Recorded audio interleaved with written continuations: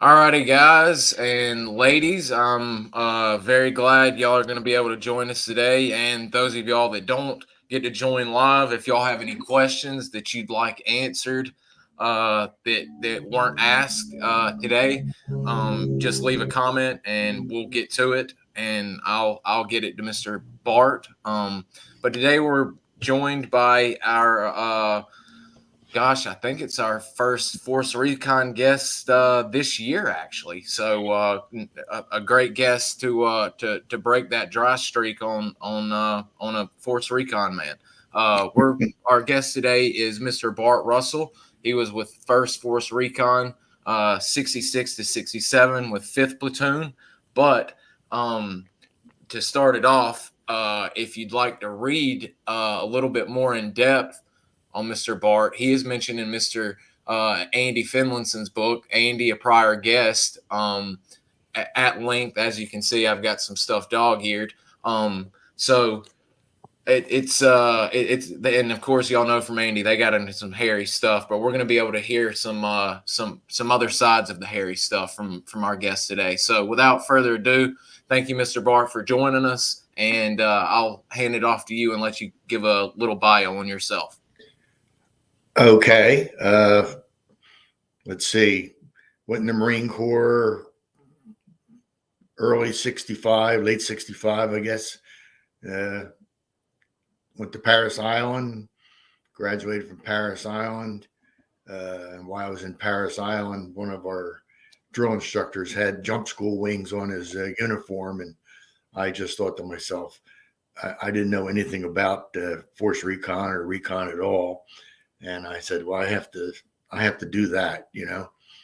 So fortunately I graduated first in my class. So they got promoted to PFC, which back then was a big deal, you know?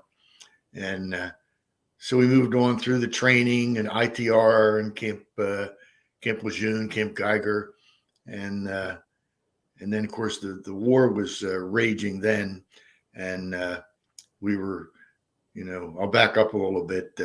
When I got to Paris Island, I had volunteered for the draft.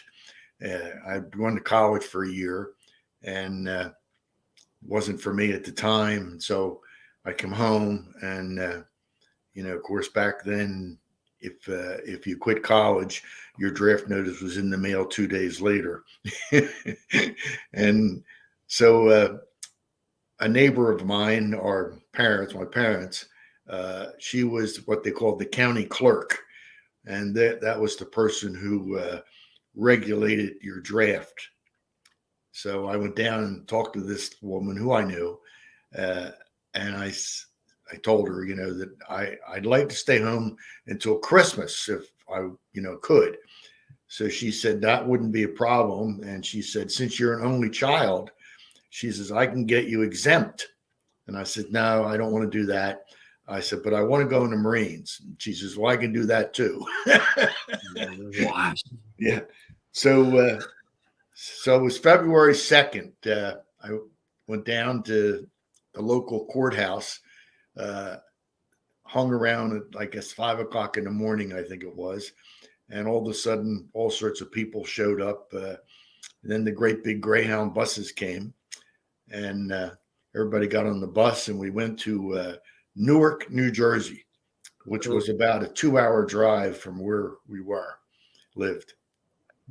And we got there, and they put us through the whole rigmarole the whole day, walking around with your socks and shoes on, and all your clothes underneath your one arm, and asking you all sorts of questions and filling out forms, and everybody kept saying, well, you know, when we're done with this, we'll just go home, you know. And in my mind, I just said, you know, we're not going to go home. So it all got done, and we're sitting in this great big room. Everybody's sitting in a chair, and these people sitting at a table in front of us said, all right, when I call your name, I want you to go out that door. And then when I call another name, I want you to go out the other door. So they started calling people's names out. And all of a sudden we realized if you went out one door, you were 4F. And if you went out the other door, you were going in the military. Well, then they stopped for a couple minutes, and this great big, huge sergeant, Marine Corps sergeant, comes out from a door, and he calls out my name and some other people's names, and he takes us into a little room, and he was the nicest guy. Can I get you a drink of water? Can I get you a soda? Sit down and relax. And everybody's sort of like, and nobody knew anybody, and so anyway, a few minutes goes by, and he says, well, I need 3 more people for the Marine Corps. Does anybody have a friend out there that would want to go in the Marine Corps? Well, we all sat there. Nobody knew anybody, And so he looks at me and he says, come with me. And he takes me out there in this room and he says, pick out 3 people. Well, I'm all hesitant about it. So he looks down and he points, you. And it brings us back into the room. And then he stands us up and we, put our hands up and we swear to, go in the Marine Corps, sworn in. And in the blink of an eye, his whole personality changed. Then they took us down, put us in a limousine, and we went to LaGuardia Airport in New York City and got on an airplane and flew us down to Paris Island. And we got down there and got in, and the beginning of boot camp, everybody arrives in the middle of the night, and they're screaming and throwing you off the bus and cursing at you, and everybody's scared, what. And so anyway, we finally get into the barracks after like 24 hours of being, having your head shaved and all that kind of stuff. And the drill instructors say, I want all the draft people got drafted on this side, and I want all the regular people on the other side. So everybody separated. And he stood there and said, I'm going to tell you, draft people, none of you are going to do any good. You're going to get washed out, this and that, So the first couple of days, things were pretty hectic. You were scared to death. You didn't know what to do. But as time went on, you got used to the routine and everything. And I started to excel because I was physically fit, and I didn't, I always told the story to people. One day the DI said to me and another guy, I want you to go outside to the dumpster, which was a big trash thing. And here's 2 toothbrushes, and I want you to clean the dumpster, So we went out and we took all the trash out of the dumpster, and we worked all day cleaning the dumpster out, and thought we did a pretty good job, So the DI comes out and he looks down at the dumpster and he says, well, who told you to put the trash on my lawn? Put it back. That was sort of the beginning. And then boot camp, I don't remember how many weeks it was supposed to be, but they shortened it up because of the war, so everything got to be more pushed together. Then we went to ITR and the same thing. We got pushed together, shortened up, and I got made platoon sergeant. I wasn't a sergeant, but that's, and we went through that. And then after that, typically you were supposed to get 30 days leave, but the war was booming, and they came along and they said, no, you're gonna get 15 days leave. And so I come home, and how it worked out was you would get a letter in the mail of what your duty station was. And back then Vietnam was called FMF pack. Yeah. And so that's what I got. Yeah. And so then we went to out to Camp Pendleton, California, did some training out there. Boom. We got a long weekend liberty, and we thought, wow, this is great. Come back from this long weekend liberty, and this young training lieutenant comes in and he says, pack your bags, take them down to the parking lot, have your name out front forward to the parking lot. And he gave everybody a roll of quarters. And he says, you can call home, because back then it was all pay phones, remember? Yeah. And so everybody called home, to their wife or family or mother or father, whatever, and then in a blink of an eye, we were on the airplanes and headed off. Where did we go to? First, we went to Japan, got laid over. Then we went to the Philippines. Yeah. And then we went to Vietnam. And I always remember getting off the plane. This was way before minivans were in America. And they put us all in these little minivans, which we thought were like toy trucks, And so we stayed there for like a day, and boom, off we were to Vietnam. And we thought Okinawa was hot. Then we got to Vietnam, it was 10 times hotter. Yeah, that was the beginning, and yeah. So at least the movies get that part right. The stifling heat as soon as the character steps off the plane or helicopter, he's immediately overcome. Heat, it was a commercial airliner, and we're coming in for a landing in Da Nang, and typical pilot talk, the guy's talking in this monotone voice. And all of a sudden he says, oh, we're going to make a go around because they're mortaring the runway. Oh, Lord. So we make a run around and we come back down, and the pilot comes on in his monotone voice again. And he says, all right, we're going to land. We're going to put the chutes out, and the stewardess, which they had, they're going to tell you what to do. And you're going to go off down the chute, and you're going to run over, and there's going to be this ditch there. And there's going to be Marines there. They're going to tell you where to go. Okay. So, we land, everybody goes down the chute, very orderly. I will say very orderly. And we go into this ditch with all these Marines down there. And of course, they all look like they were 100, but they were all 19 and 22. And of course, they're all teasing us, cherries and all this stuff, And so they point us down to this great big hangar. I'll never forget it. Biggest hangar I ever saw. And I mean, we're just dying of the heat. That's just killing us, So we get down to the hangar. We get in there, and there was a couple hundred of us, by the time everybody got in there. And then there were these scaffold towers. And they said, when we call your name out, go to that tower. And so they called everybody's name out. And, and me and a couple of the other guys, we didn't hear our name. Well, now everybody's gone. These guys are climbing down from the tower, and we're thinking to ourselves, oh my God, did we miss our name? We're going to go to jail. I mean,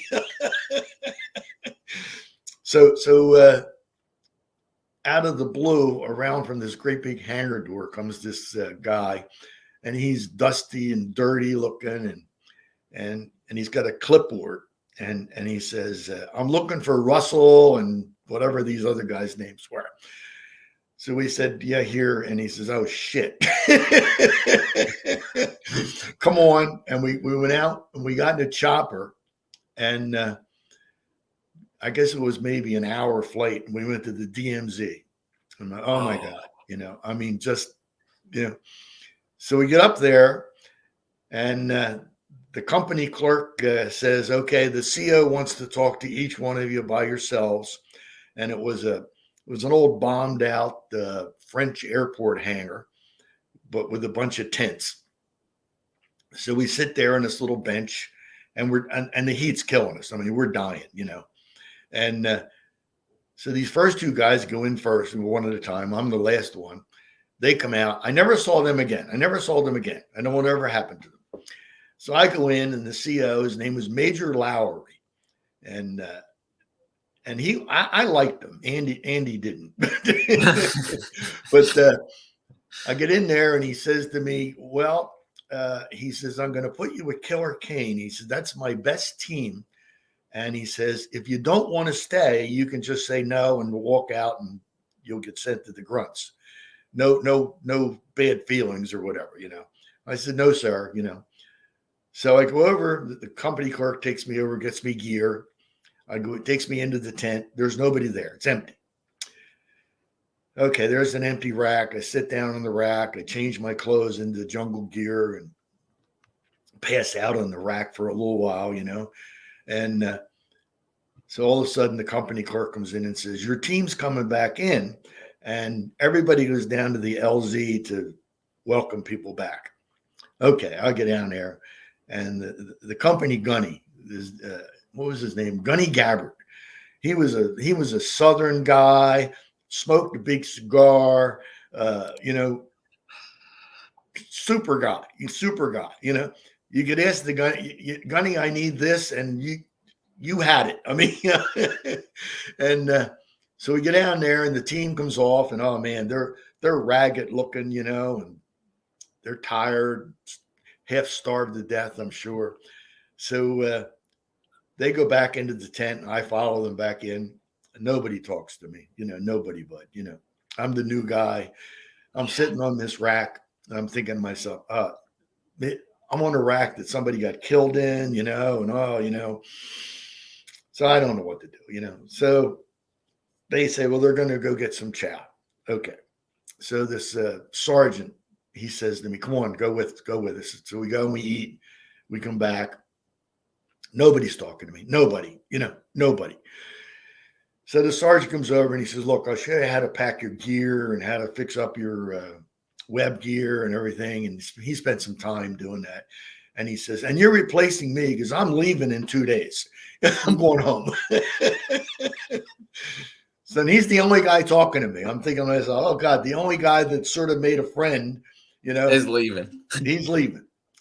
So I get all my gear straightened out after a little while. And all of a sudden the company gunny comes running out and he says, there's a team in trouble. Let's go. Just grab your web gear and your rifle. Don't bring a pack. And we go down and we get in the chopper and off we go. I think I'd been in Vietnam, you know, 1 full day at the most, you know.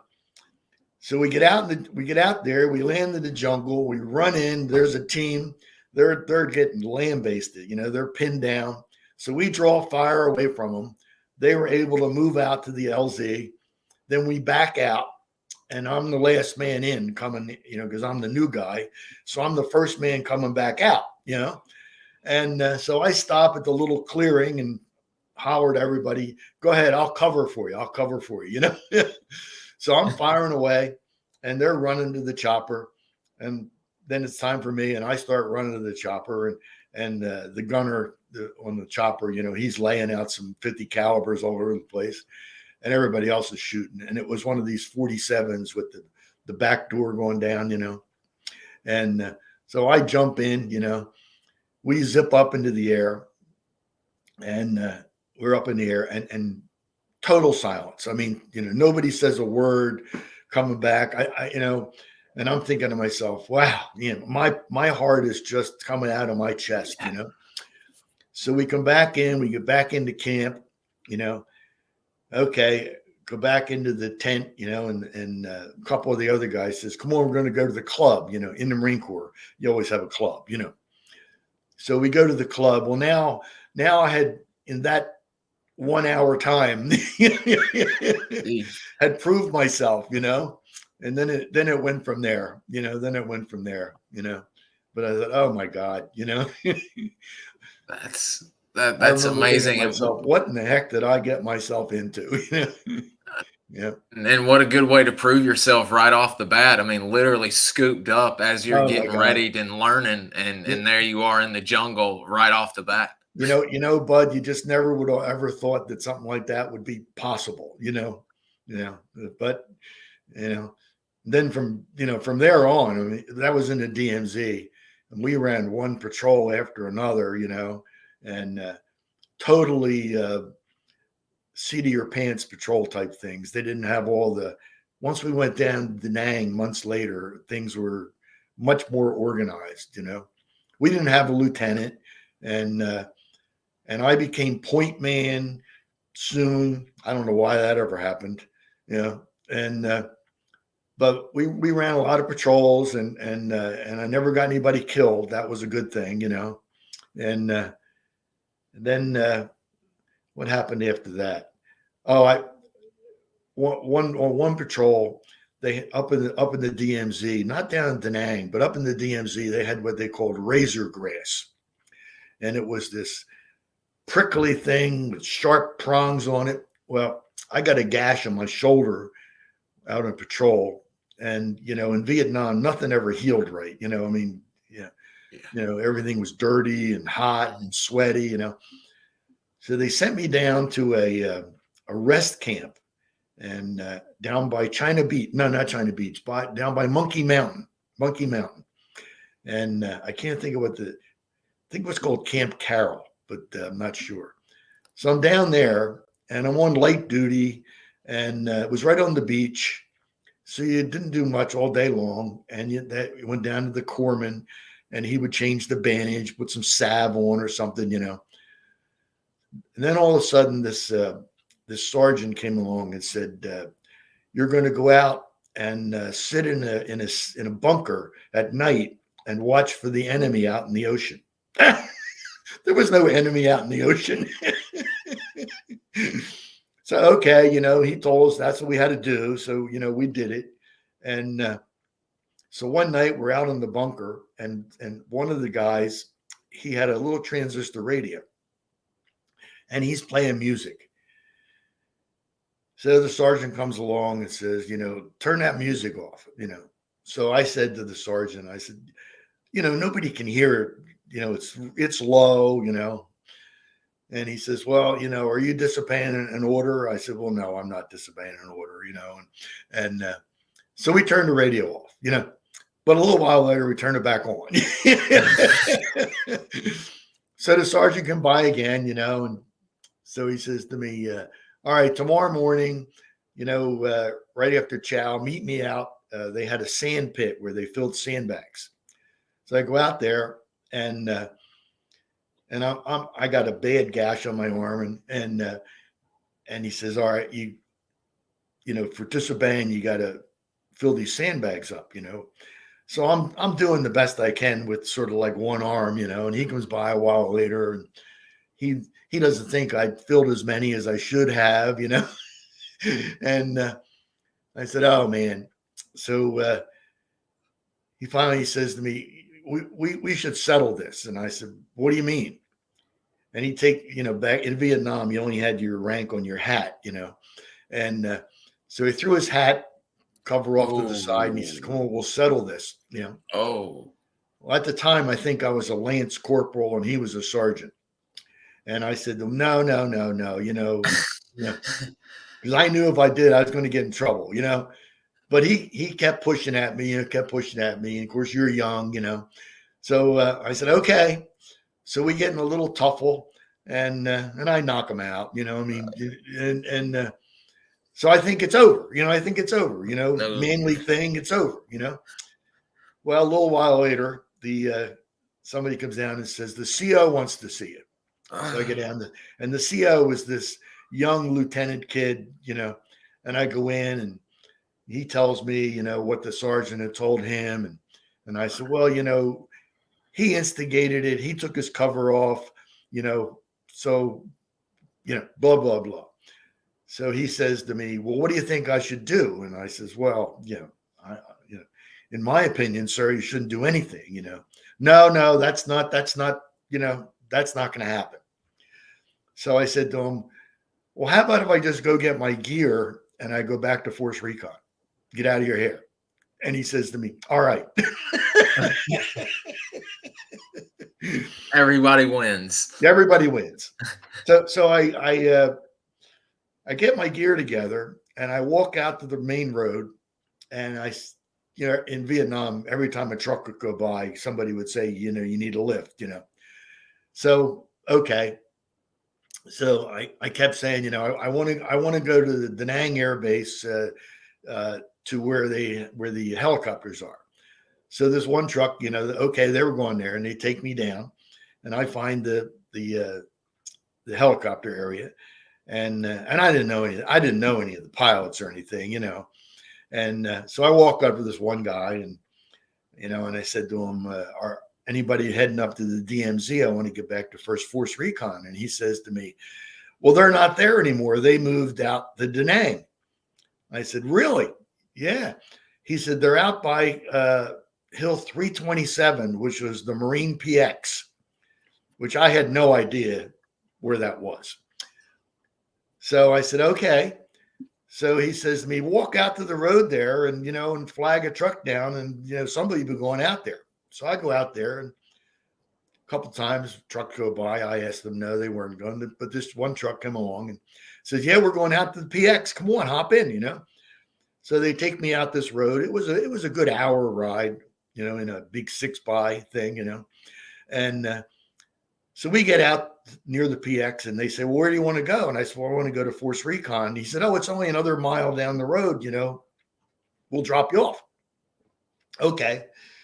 So they take me down, they drop me off, and I go in, and I don't know where I'm going. So I see a guy, and I said, "Where's 5th Platoon at?" He said, "Oh, they're the last tent down this little hill." I get down there, and the team's out, nobody's there. And I go in, and I put my gear down, and I lay down, and I'm sick. I've got a fever and everything. And all of a sudden, this captain comes banging on me, the side of the tent. "What are you doing?" I says, "Well, I just got here, sir. Da, da, da. Come on, we're going to go for a run down to the PX and back, and everybody in camp has to do it." So I said, "Oh, man." So I tried to explain to him that, I really shouldn't be doing that. I hurt myself. I was sort of sick, and he didn't care. So we go out and we run down to the PX, which was about a mile. And we turn around and we're coming back, and I'm really sick. I mean, and so finally, about 3/4 of the way back, I just can't make it, man. I'm falling down. So he comes running around circles around me, and he says to me, "If you don't make it back, I'm washing you out of recon." So I stumbled, and I crawled, and I got on my hands and knees, and I'm bloodied all over, from the gravel. And I get back up there finally, and he's standing right there. Yeah. And I stood up and said, "Lance Corporal Russell reporting as ordered, sir." And he just looked at me and turned away and walked away. You made it, though. You made it. His name was Captain King. No, not Captain King. It was Hiram Walker, Captain Hiram Walker. Captain Walker. Yeah. Oh, I've heard horror stories about him. And everybody said he was from the Hiram Walker, the heiress, liquor, the heir to the liquor fortune. But time went on, we found out that he was just a real, BSer. Yeah. So then the team came back in, and the corpsman fixed me up, and I got better, and I knew some of the guys, Hager, Barecki, Powell, Bill Ellison, and then the other guys were new. I didn't know them, but everybody fell together, and so we had some time off because they had just gone on patrol. So I got my gear together and everything, and the gunny came down and said, "What can I hook you up with?" And I told him, and he got me everything I wanted. Yeah, nobody ever asked where he got it from. I mean, that was yeah. Don't ask, don't tell type don't of ask, don't tell. That's right. Yeah, and so then the gunny came down a couple of days later, and he says, "You got a lieutenant coming." Good. So that guy's name was Lieutenant King, and so he came in, and we got set up with him. We ran a couple patrols, and he was a coward. That's what he was. He was a coward. So we're back in camp. After, I think we ran 2 patrols with the guy, and all he wanted to do was hide. Yeah. So everybody's sitting around. They said, "Bart, you got to go talk to the CO about this guy." I said, why me? Why me? Well, he sort of likes you. I said, well, I don't know whether he likes me or doesn't like me. I don't know. So I go down there and go in and say, could I talk to the CO? And the company clerk says, yeah. And I go in, and so I give him my little story that we think he's a coward. And the whole time I'm saying it, I'm thinking to myself, this is the end of my career. I mean, I'm done. I'm going to be in the brig. There's no getting around it. Yeah. So the CO, he was a Major Lowry. He never changed his expression or anything. He just looked at me and said, well, thank you. You're dismissed. And I left, and I went back up, and everybody says, well, what happened? And I says, I don't know. So we never saw him again. He was gone. Yeah. Wow. Yeah. So I guess it was a day or two after that, the gunny comes down and says, okay, you're getting the lieutenant. And so the word got out right away that the lieutenant was an Annapolis guy, and we hadn't met him yet. And, everybody said, oh, man, this guy's going to be spitting polish, and we're going to be having inspections, and, which is, we didn't do that stuff at all. I mean, not at all, Well, in comes Lieutenant Finlayson, and he actually came into our tent, which was like, officers didn't usually do that, He came in, he sat down, he knew everybody's name, and knew later we found out he knew everything about us. Didn't know it then, but and then he talked to us for a while, and he says, all right, I want to talk to each one of you individually down in my hooch and pick your brains. So he did, and so we got done, and then he calls me down, and he says to me, I want you to tell me everything you know. So we ran out. So then we get ready to go on our first patrol with him, and so he's the new guy, Oh yeah. So historically, the new guy gets all the extra gear. He got the extra radio battery and the extra Claymore mines. That's just the way it is. So we load him up, and I guess it was years later. Out of the Marine Corps, he says to me one time, I thought I was going to die in that patrol. But he ended up. I mean, he was the best lieutenant. I mean, he really was. Yeah, I mean, we ran,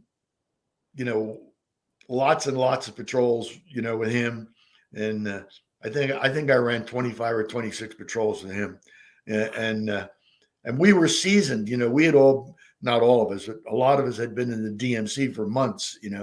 So we knew what was going on.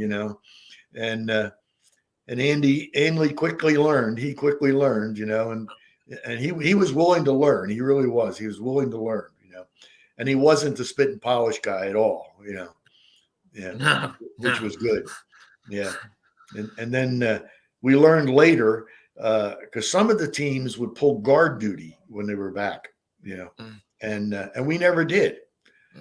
So one time, I went down to his hooch, and I said, I noticed some of the teams are pulling guard duty, and he said, yeah, don't worry about it. You're not pulling guard duty. Well, apparently he had this big argument with the CO about it, which didn't put him on the bright side of his thinking, and but it was good for us, it was good for us. Yeah. Andy always speaking his mind, no matter what. Oh my God. Yeah. We didn't know, the stuff behind the scenes, he never would say anything like that, but he stuck up for everybody, Yeah. Oh yeah. Yeah. Yeah. He stuck up for everybody, and everybody got promoted appropriately, and then I remember we had Barecki used to be our radio guy, who wasn't really trained to be a radio guy. And then we actually got a radio guy in, and And at the time, I think we were all just promoted to corporals, pretty much Oh, most of us. And this radio guy comes in, brand new, and he's a corporal. And Andy comes down one day, introduces us to this guy. I can't think of what his name was. Garner, something Garner. okay. And he calls me aside and he says to me, "It's not right that he's a corporal and he just got here." And I said, "Well, I don't. That's fine. I don't care. I don't care." Well, soon afterwards, he got demoted to a lance corporal. I thought, oh boy, yeah. Yeah. I thought I remember Andy mentioning that either in the book or something, or in our talks that ended up happening. I didn't dig in much further. I was like, wow, that's Yeah, yeah, awful yeah. weird coincidence there. Well, when you first get promoted, it's sort of like a temporary promotion, Mhm. for a while. I don't know how long, but yeah, yeah, yeah. I didn't do too many patrols with him. He went with the other team most of the time, and Brecky still stayed as our radio man. Yeah, he knew what he was doing. Yeah, Oh, oh yeah, yeah. oh yeah. He knew all the call signs and what to do and how to call in the naval gunfire and the Phantom jets and the napalm and And y'all utilize that to great effect. I mean, the artillery, the A6 intruders. oh I yeah, mean, y'all were working it yeah. like crazy. We were big on napalm. We were big on the A6s, and then we had that. I think they called it a Snoopy.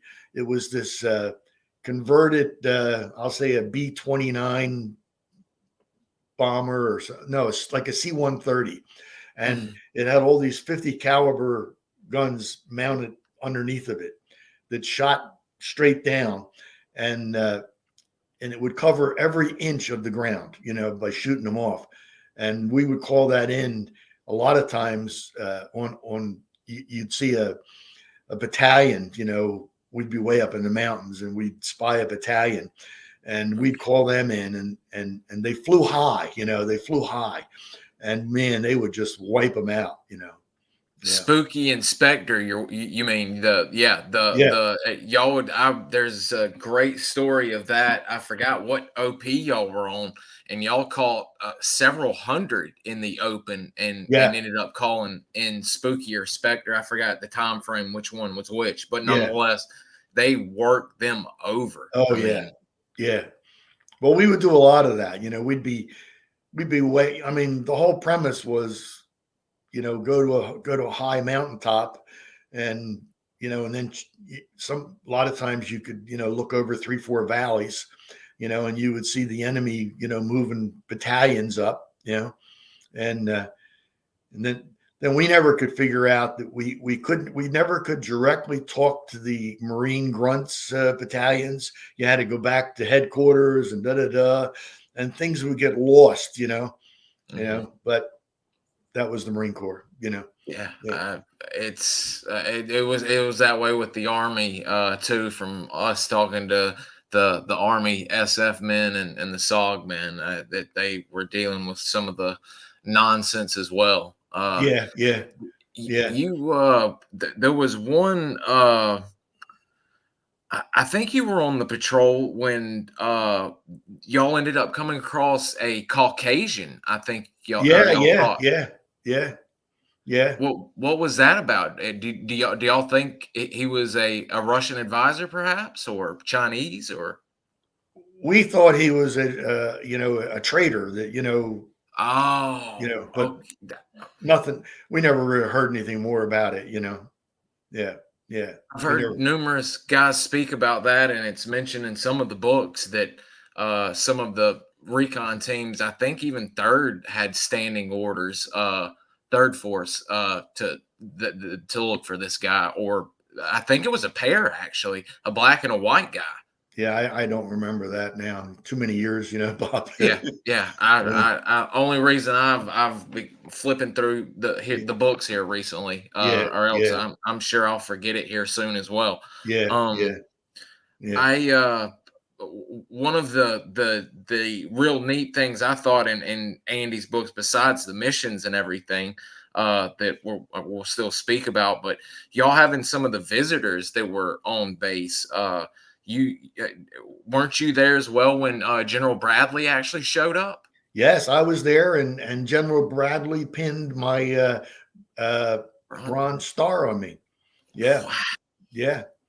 And I never was much impressed with people. I just thought people were just like me and you, and but when you grow up and you go to school and you read about these generals and everything, Eisenhower, Bradley, and then I got called up to the S2 area office, and they had this little picnic table out there, and just like you would have at home, benches, and General Bradley was there, and he pinned the medal on me, and his wife was there too, his wife, Mm. and I sat and talked to the general for a couple of minutes, like you and me, and I always remember him saying to me, "You should remember what happened today because tomorrow it's history." I always remember that phrase. Yeah. Because, when you're young, you don't remember any of that stuff, Yeah. Yeah. And That then, is then a that was it. I got dismissed and that was the end of that. But, yeah. Yeah. And I don't know, he was, I think he probably was in his 80s then. Uh, mm, he was a little man, he was bald, yeah, like every other 80-year-old looked like, but just still to still this day, sharp as attack. huh? Still sharp as attack, Sharp as evidently, because attack. yeah. Sharp as attack. Yep. Sharp as attack. Yep. Yep. I think he even flustered Andy, and him and Andy were speaking, and he was asking about the M16 or the Car 15, and Andy he was asking about what's it shoot feet per second and all that, and Right. he Right. messed it up, and General Bradley actually corrected him, and Yeah. Andy's like, "Oh my God, I just messed up in front Yeah. of General Bradley." Yeah. Andy told us that story, later on that day or evening, that, you know, he didn't expect that question, and and Oh and yeah, and he was a guy that liked to prepare. He oh yeah, yeah. So oh he had all this stuff in his head that he thought the general was going to ask him, and he comes up with this off the wall thing. yeah, just a random one right out of left field at him. Right It out just of left field, and yeah, yeah, what did that feel? How I mean that had to be a. I mean I've not heard.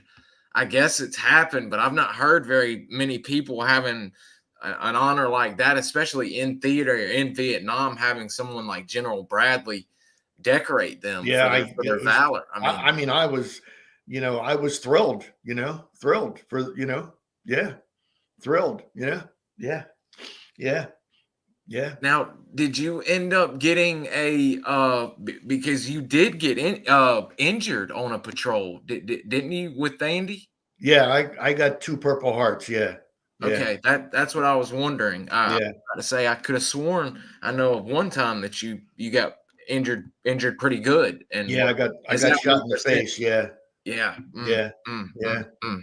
yeah. That was a bad day.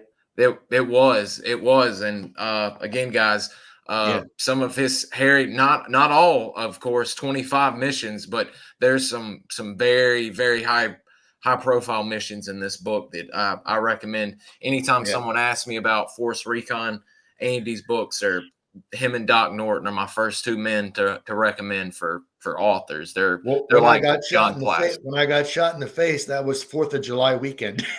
Oh man, what a terrible week! Now. And as as humor is in Force Recon, we thought that was funny. Yeah. Oh Yeah, yeah, I'm sure that was yeah, a yeah, a laughing a running laughing segment amongst the guys that yeah, weekend. How yeah. now? How long did that keep you out of commission? Uh, I I had about a month to do before I was going home. So after that, I didn't go out on any more patrols because I had this bandage around my face, and every day I'd go down.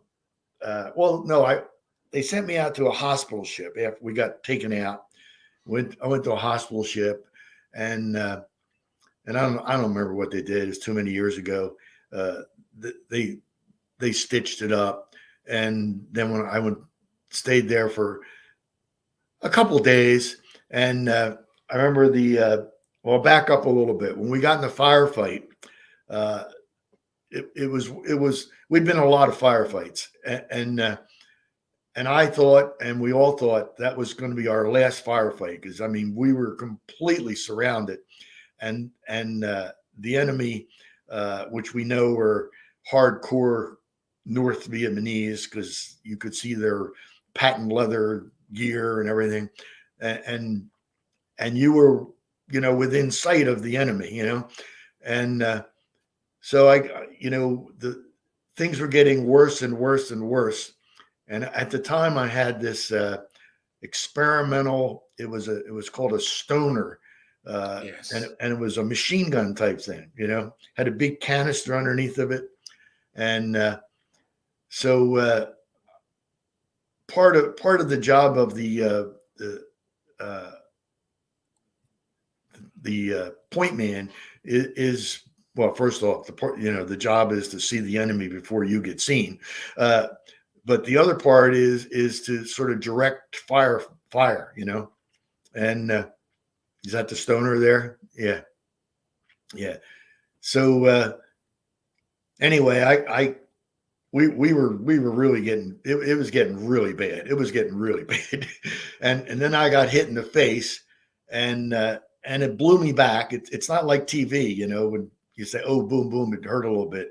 It hurts a lot, and it blew me back, and I was a little blurry eyed for a couple seconds, and then I said to myself, you know what? I couldn't get a good sight of fire. So I just stood up, and just started cleaning house. Yeah. And that was the turning point, because everybody else, we all, finally the enemy broke, and, because the mode of operation of the Viet Cong, or the North Vietnamese, they didn't have as much ammunition as we had. So they would know when to cease, and they would disappear. But this time they had a lot of ammunition. They had a lot of ammunition, and I think they thought they had us. I mean, they definitely thought they had us. Because it was real close. Yeah, yeah. But anyway, then I went to the hospital. This Repose, it was a hospital ship. That's it. And I'm okay. I mean, I'm not dying. Mm-hmm. And I'm in this room, and there were 3 Navy guys in there. So this nurse lieutenant comes in, and she says, okay, everybody is deemed ambulatory. Go down the hall and get the mops and buckets and swab your area and swab the hallway. Well, by then I was an NCO. And so I very politely said to her, Marine NCOs don't do that. We don't do that. Well, you will here. I says, what are you going to do? Send me back to Vietnam? I love that comeback. So she left, and the Navy guys went, and I never could figure out their ranks because they had stripes all over them, and so they swapped the decks, and so the next morning she comes in, the same thing again, and again I told her no, I wasn't doing it, and she was really ticked. I mean, she was ticked. So a little while later, she comes in and she says to me, "You have visitors." I said, real visitors? What are you talking about? She says, yeah, some guys just came in on a chopper, and here they are. And a couple of the guys come in and talk to me for a little while. And then, they only had so many minutes to get out of the way. And they leave, and she comes back in and she says to me, now I found out what's the matter with you. You're crazy. Oh, that's hilarious. Yeah. So then I get out of the hospital and go back to camp, and then the first time I got a Purple Heart, this was months earlier. We were coming off a chopper, and I stepped on a landmine, and apparently it was old or wet or whatever. Lucky for me, and it had a round in it that you stepped on it, and the round was supposed to go off and catch you and kill you or wound you badly. Well, it didn't work real well, and it ran up the side of my leg and burned my leg, and it lodged right in my groin. And I literally reached down and took it out myself. Oh my God. But I was hurting. I was hurting, Oh. So we got extracted out, and so then they sent me down after I just went to a field hospital for that. So then they sent me down to China Beach. You remember the TV show China Beach? Well, it wasn't like the TV show, but it was an R&R center. So I go down there, and because I think I was from Ocean City, New Jersey, they made me a lifeguard. Yes. Rick Ravenel just told me about, or said to ask you about your lifeguard duties. My lifeguard duty. Yeah. So they would bring down like a battalion of Marines for 3 days, and this was before McDonald's and all this stuff. So they would get hamburgers and milkshakes and French fries and drink all the beer they wanted, and swim in the ocean. And we'd sit on the lifeguard stands, and instead of having a whistle, we would shoot our M16 rifle off in the air to bring them back in. The only way to corral the Marines. Yeah, corral them back up, and I was down there for a couple of weeks, and one day the whole team came down, and he acquired steaks. So we had a barbecue one day, and they all left. And I said, "Oh, I got to get out of here," So it was run by this Navy guy and some young ensign. So I go over to him and I tell him, I'm going to leave. And he says to me, real nice. He was a young kid too. He says to me, "I don't really know how to do that." I said, "Well, I'm just going to pack my gear and leave then." And I just went out and left, and I went back up to the team. Yeah. That was before I got shot in the face.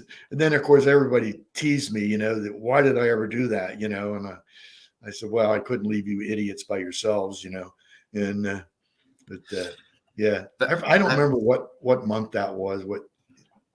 Many months before I got shot in the face, but oh my God, yeah. I could go on and on. God. The patrols. Huh? Yeah. We love, I mean, that's what we love hearing. It's that I will say one thing before you do go on, because we're enjoying it. Colonel Finlayson, I believe this is in the book, it's labeled, I think it's All-Star Patrol #1, and he's talking about needing a good point man, and you were immediately going to be on it, but a fresh officer is making his first patrol, Williamson, and Major Lowry wanted Williamson to make his first snap in with Killer Kane. So sadly, he says Bart is unable to. We have to have him run with. I believe you ran with Brisbane, if I'm not mistaken. Right, yeah. But Colonel Finlayson says Bart Russell was the son and grandson of Marines. His desire to become a Marine was so strong he left college to join the Corps to volunteer to fight in South Vietnam. He was tough, highly intelligent, aggressive, and skillful. He was the perfect field Marine. He had all the tools needed to be a patrol leader, and he would have been one had he been more senior in rank. That's coming from Lieutenant Finlayson, and that's high praise right there. Well, I had to pay him a lot of money for that. I was about to say, how much do you bribe him to get him talk? Yeah.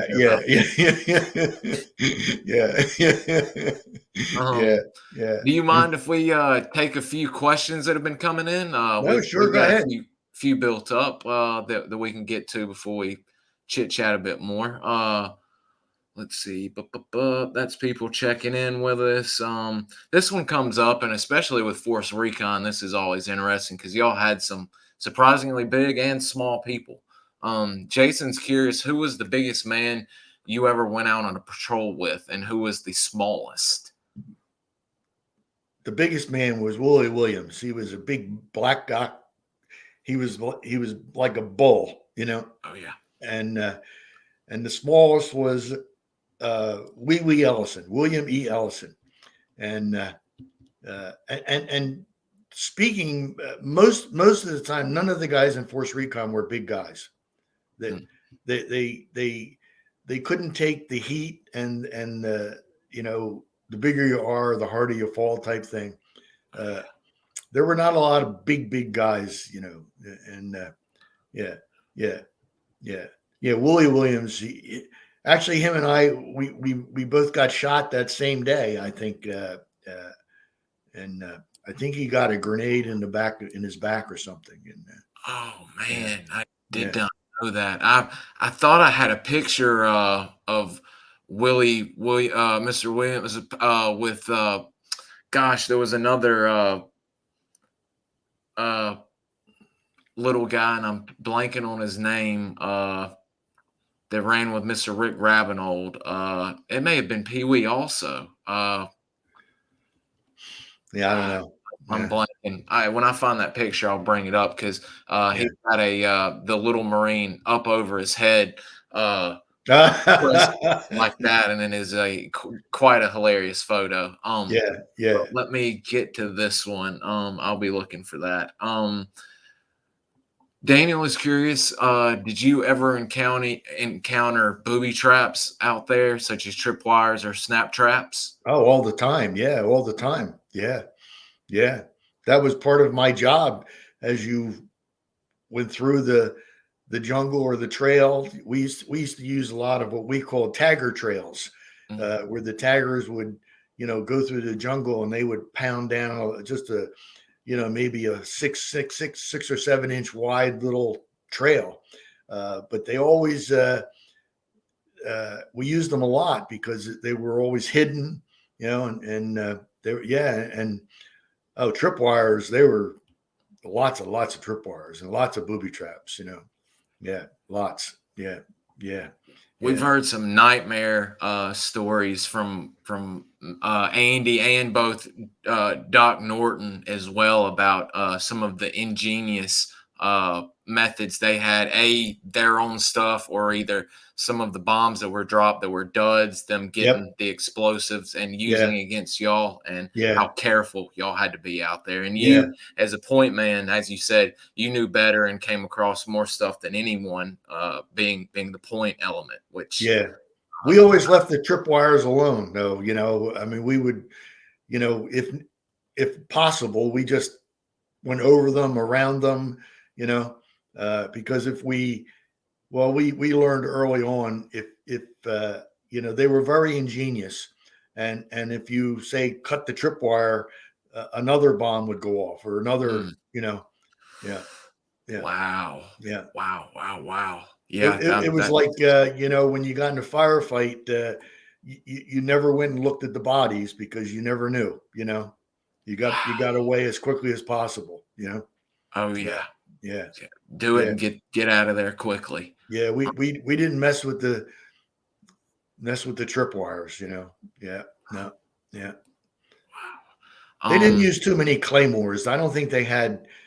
They didn't have claymores. We had claymores. We mm, we would lay them every time we would pack in for the night. We would put claymores out, and but I don't think the enemy. I never saw the enemy with claymores. Yeah, but did y'all use any? We've heard, this is SOG and SF guys doing some dirty tricks on like putting white phosphorus on their claymores and stuff like that. Did y'all just rock and roll with the claymore and let it do its deed, or did y'all add anything extra to maybe throw off the NVA with the claymores, or add anything to them or anything, or do y'all just put them nah, we out used and to just use the claymore.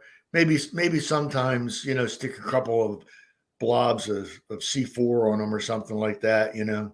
really get somebody's attention with that? Yeah. Well, the claymore was full of C4 and little BB pellet type things. Yeah, they did a job. Oh yeah, I mean, people don't realize. I guess people should Google it, and I mean, it's effectively like a instantaneous bush hog. I mean, That's it. it clears it right out. I mean, it's amazing. It clears it right out. You're not going to go away from that. That's for No, sure. Yeah, no, sir, no, yeah, no. yeah. Um, what were the fatigues you guys were using? And were you using OD green, the ERDL camo? Did you have a personal favorite?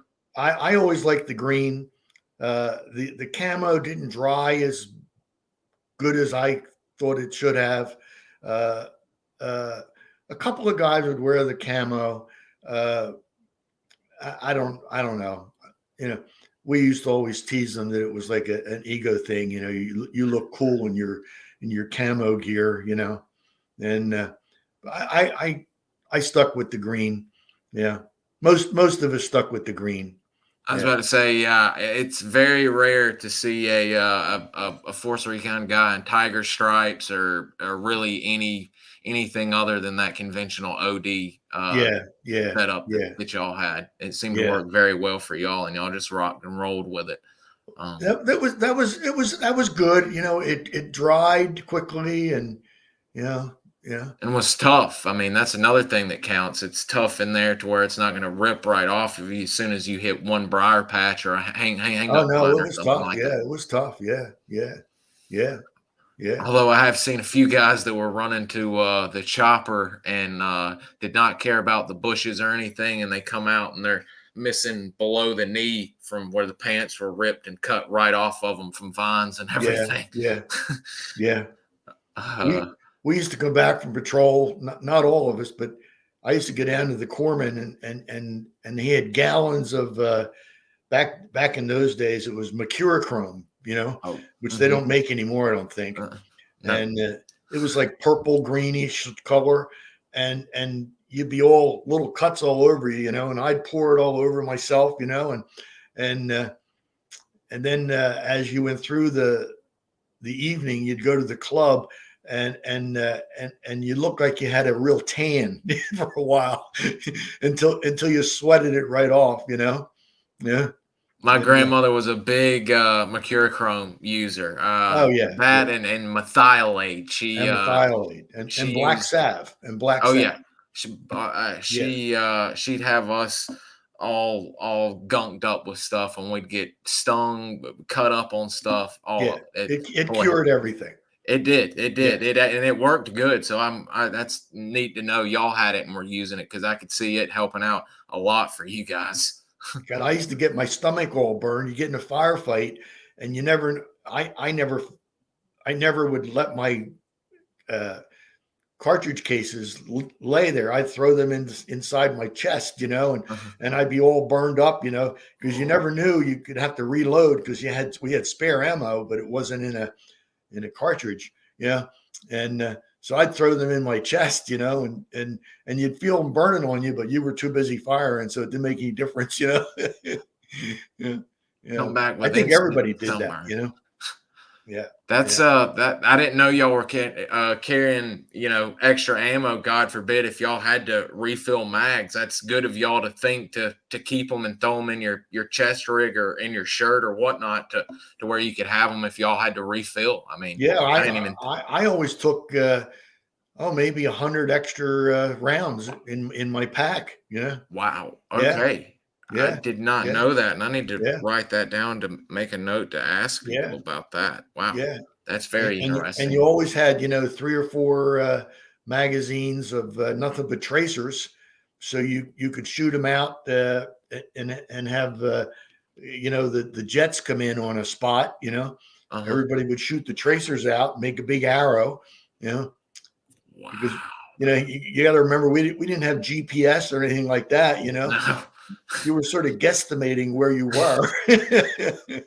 You know, And yeah, and y'all did good though. I mean, if y'all read in Andy's book, I mean, they were nailing the bejesus out of the NVA with their airstrikes and artillery to be. yeah, I yeah, mean, artillery's hard enough, and as far out as they were calling it in, I mean, y'all were rocking them. I mean, Oh, just left and right. they are the 155s from the ships. Oh my God, they could pinpoint. That was We'd be way up on top of a mountain, and we'd see this big trail down in the valley. That was well used, and sometimes we lay there for a couple of days, and you could see miles and miles away that you could see a big transport of Viet Cong coming along, and they would have trucks and they would have oxen and all sorts of stuff. And so we would call the 155 in, and we'd pick a spot on the trail, and we dial them in, and they would shoot a practice round. I think it was like full of chalk or something, mm-hmm. and so we'd finally get it dialed in, and then right next to the trail there would be a big rice paddies most of the time, and so we'd put it into the rice paddy, so they couldn't see it, Mm-hmm.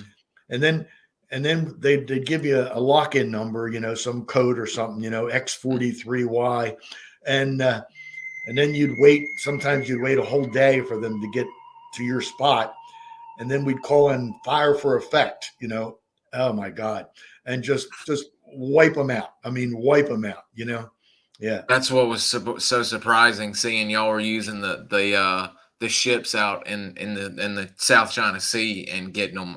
That is just crazy, a crazy story. And as a matter of fact, one of the missions where y'all do call it in is in this book, and it is wild. Yeah, we called that in quite a bit, Yeah, not as much as the fighter jets and the napalm, but because they were quicker coming, Yeah, mm-hmm. Yeah. Mm-hmm. Of course, you'd be in a bad situation, and you'd call back and say, you want to get the fighter jets come in, and they'd say, oh, well, we're having a ceasefire today. Well, nobody told those guys shooting that is that there was a ceasefire, but they wouldn't send anything, it was a ceasefire. Yeah.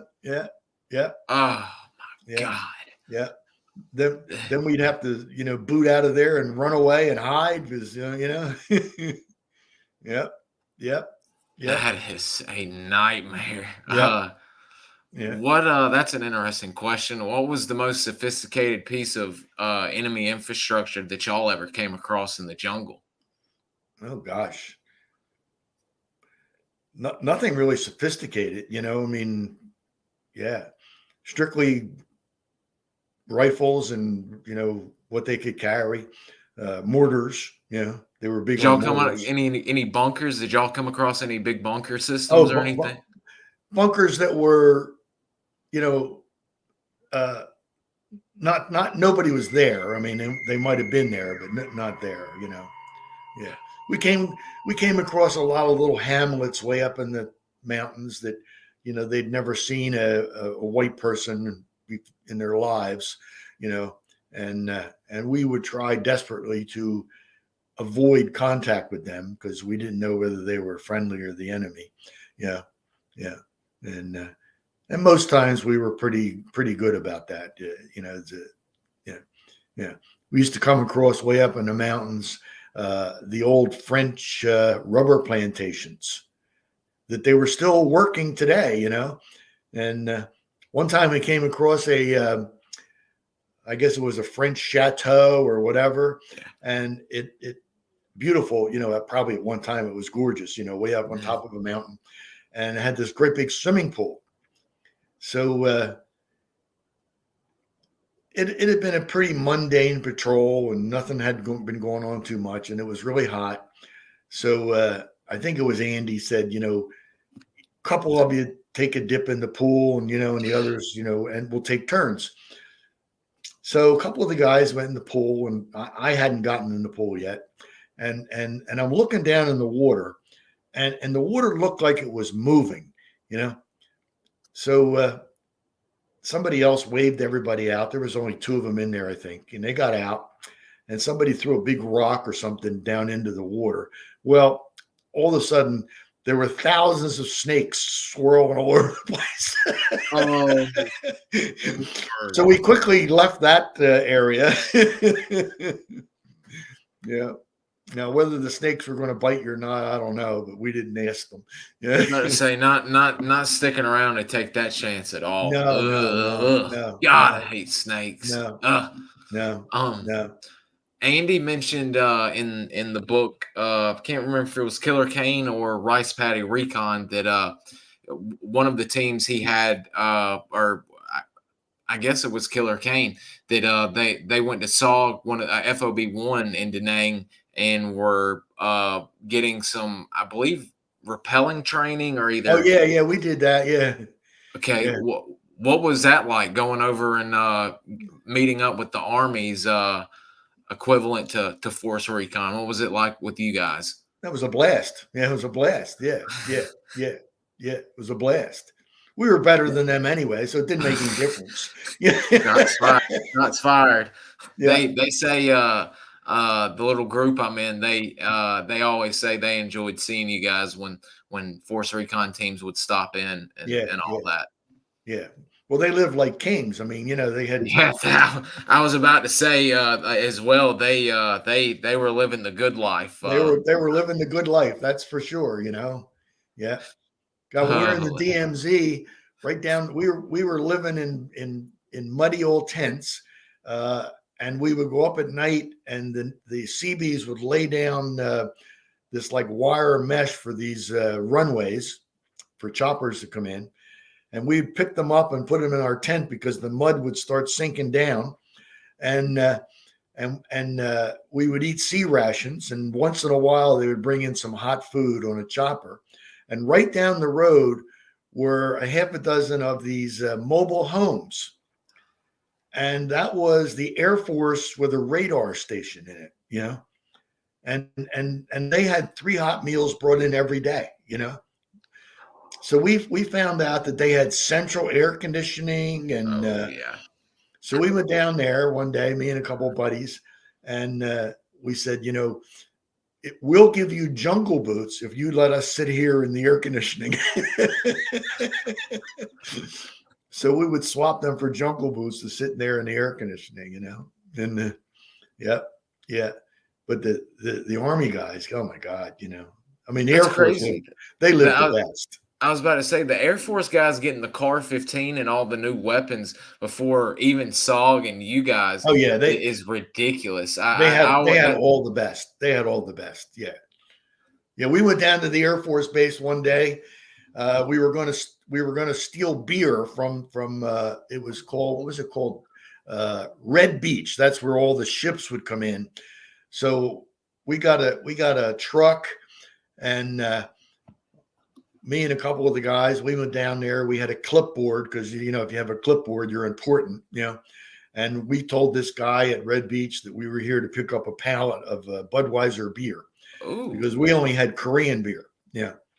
And so he looked on his invoice, and well, we weren't on there. And so I pretended I was an officer, and finally, he gave in, and they put the pallet load of the beer on there. And so we're driving back, and we drive by this empty area where there's all these Air Force barracks.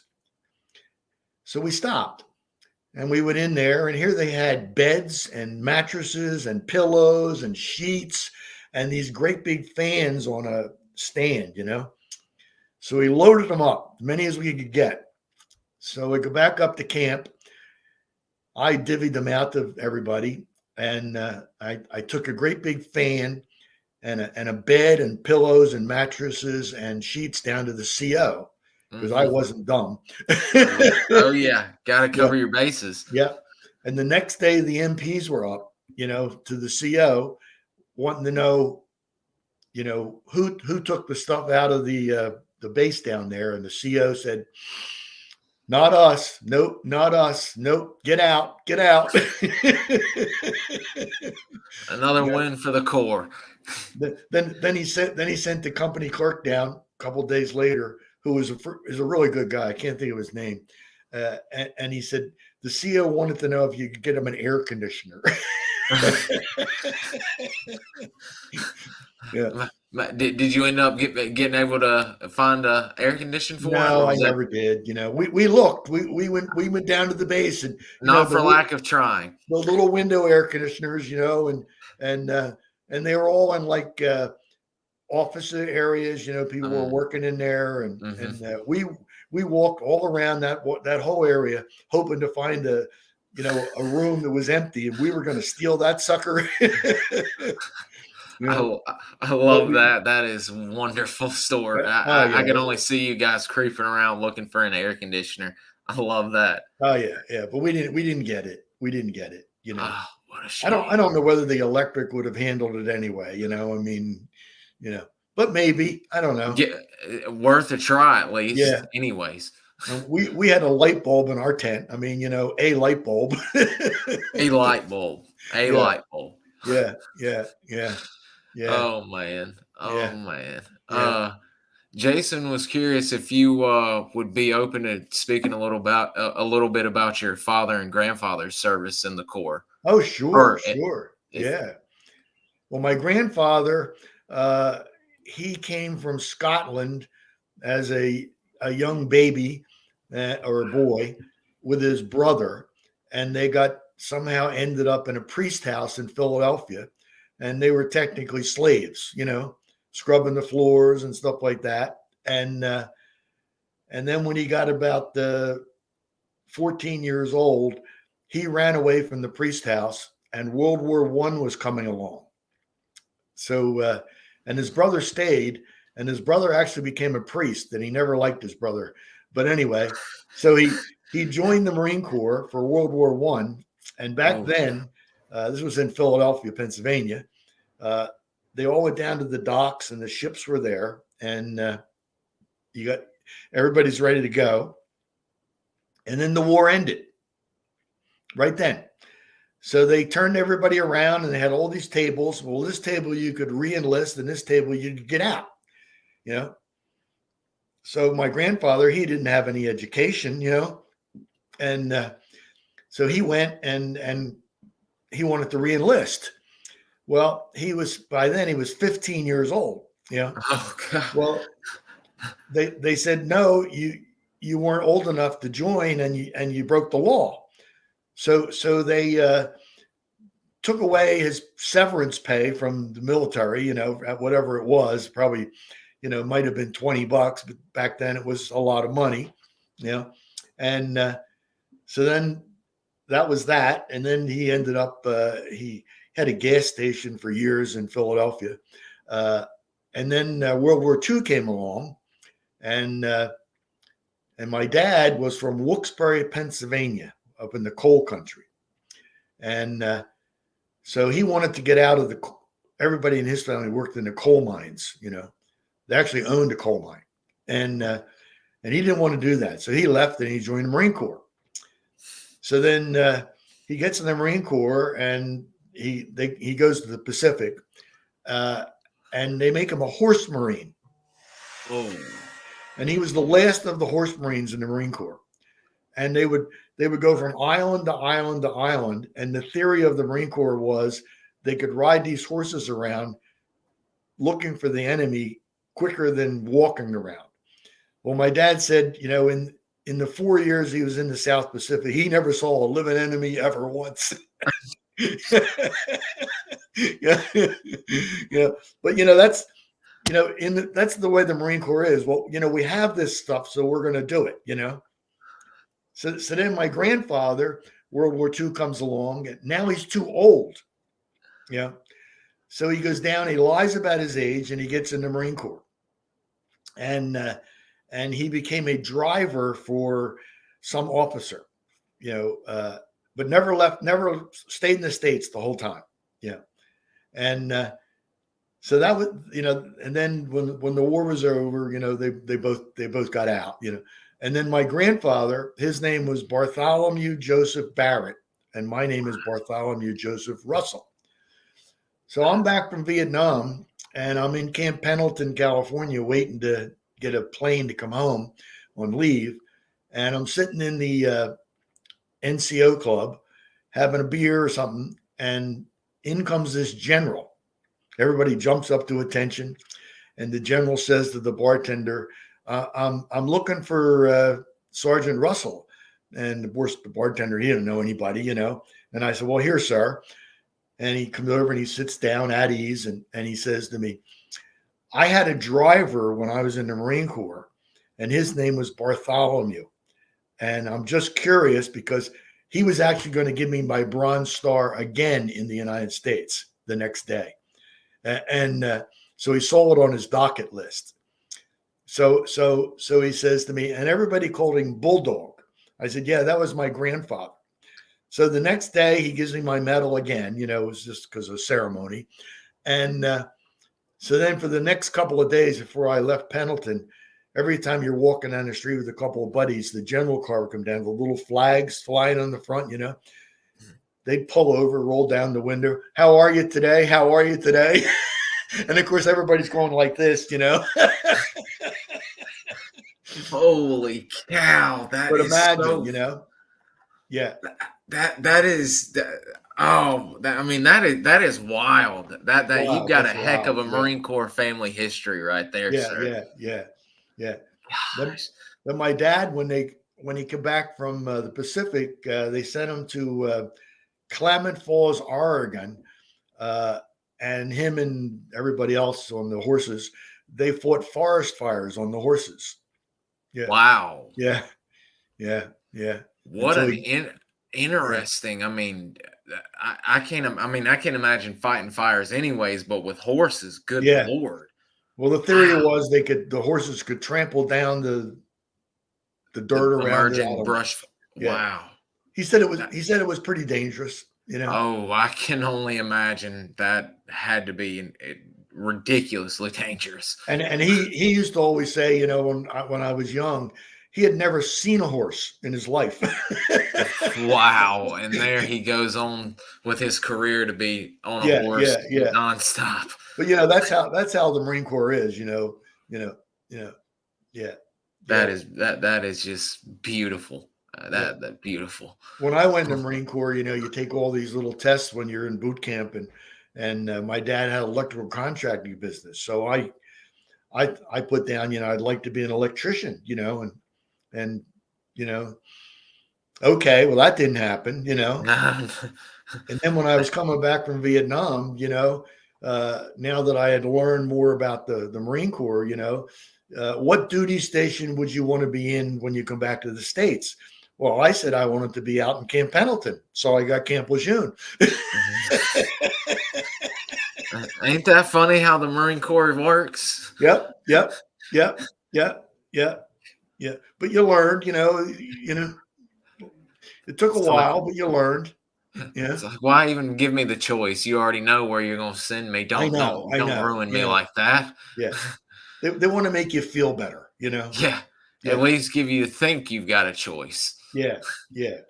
I remember I had Oh, a couple of months to do to get out, and I liked the Marine Corps, and I said, well, you know, I'll get down. So I went down and I talked to they had what they called career officers, and I go in, and they were wannabe lawyers, you know, and I said, well, you know, I'd like to become an officer. Oh yeah, sure, you can become an officer. Okay, and I'd like to get promoted before you know, to staff sergeant, you know, and because that was more money, and then go to OCS school. And the guy said, yeah, not a problem. Here, sign the paper right here. So right down the hall was this other group of wannabe lawyers that would go over the contract. So I said, well, I'm going to go down there, you know, and no, you don't have to do that. You don't have to do that, you know. So I go down there to the other guy and go in, and the guy says to me, you got everything you want after your next tour of duty in Vietnam. oh God. So I said, well, I don't think I'm going to do that. You know, I think my luck had run out, you know. Yeah. Yeah, you've tempted fate too much. I'm not. I'll pass on that. Thank you very much. Every guy I knew that came back for a second tour got either killed or hurt really bad, you know. Yeah, Yeah. Yeah. that's that. That's that. Yeah, the guys with multiple tours, you just it's tempting fate. You got to think like they must think they're bulletproof or something. I mean that's wild coming back. I well, I knew some of them over there, and they were just left of crazy. Yeah, Yeah, yeah, we've heard a few of the famous names in SF that were back and forth, yeah, and they yeah, that yeah. most guys thought they just couldn't come back home and wouldn't fit in, and so they were staying in the war until the war was no more. Yes, yes, yeah. Uh, I guess they had nothing to go home to. Yeah, the few of the people we've heard about, that absolutely is the case, yeah, yeah, which is yeah, very sad to even think about. Um, yeah. Did you with the Force Recon? Did y'all ever do any water infiltration missions while you were around? No, we never did any of that. No, no. Leave that to the SEALs down south. Yeah, we were going to go out on a submarine one time, and they Oh, were going to pop us out of the water, and we were going to go up on some beach and supposedly take soil samples because they were going to do something. I don't know, but that never materialized. I mean, thank God. I mean, going way back in time with the old school UDT mission with that one. Wow. that was exactly what the idea was. I mean, it was bad enough they did the one jump, which I wasn't jump qualified, so I didn't go on, where they went out there and jumped in and people died and got impaled by the jungle. And I mean, it was a complete failure, complete Mm, failure, mm. you know, Yeah, but Doc Laporte went missing on one of them. Supposedly, some say he defected, which I've come to doubt after talking to people, but that he went MIA during one of the jumps. yeah, Very we sad. always thought he went to the other side. Yeah. Yeah. Yeah. He was an odd guy. He had a Vietnamese girlfriend and all kinds of stuff. So Yeah. I mean, it's got enough evidence to point that way, at least, nonetheless. I Yeah, he mean, was an odd guy. I knew him, and oh yeah, he was strange. very, Yeah. very, very odd duck, so to speak. Yeah. Yeah, he was a strange guy. Yeah. Yeah. What kind of intel? I know Andy. Y'all hit that Sapper battalion or the HQ and got some flags and stuff. What Yeah. was the big piece of any intel that you were proud of that you guys got? We didn't get too much, sometimes we didn't like to touch the bodies.